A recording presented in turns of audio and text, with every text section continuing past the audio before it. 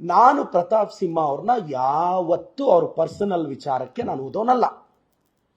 ಆತ ಒಂದು ವಿಚಾರ ಮಾತಾಡುವಾಗ ಇಂಡಿಯನ್ ಎಕ್ಸ್ಟರ್ನಲ್ ಡೆಪ್ಟು ಚಾಟ್ ಜಿಪಿಟಿಯಲ್ಲಿ 60,000 ಕೋಟಿ ಇದೆ, ಬರೀ ಭಾರತದ ಸಾಲ 60,000 ಕೋಟಿ ಅಂದ.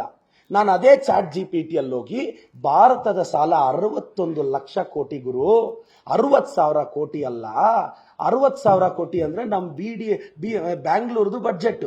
ಅಷ್ಟು ಸಾಲ 61 ಲಕ್ಷ ಕೋಟಿ ಅಂದ್ರೆ ಆವತ್ತು ಪ್ರತಾಪ್ ಸಿಂಹ ಅವರು ಮೈಸೂರಲ್ಲಿ ಅಪ್ಪನ ಬಗ್ಗೆ ಡೌಟ್ ಇದ್ರೆ ಅಪ್ಪನ್ ಗೊತ್ತಿಲ್ಲದೆ ಇರೋರು ಅಂತ ಮಾತಾಡ್ದ. ನಾನಾದ್ರೂ ಲಿಮಿಟ್ ದಾಟ್ಲಿಲ್ಲ. ಮಾರನೇ ದಿನ ಆಸ್ತಿಯಲ್ಲಿ ಭಾಗ ಬೇಕಾ ಗುರು ಅಂದೆ. ಹಂಗ್ಯಾಕಂದೆ? ನಮ್ಮ ಚಿಕ್ಕಪ್ಪ ಮಗನ ತರ ಸ್ವಲ್ಪ ಪ್ರತಾಪ ಕಾಣಿಸ್ದ, ಆ ಭಾವನೆಯಲ್ಲಿ ಹೇಳ್ದೆ.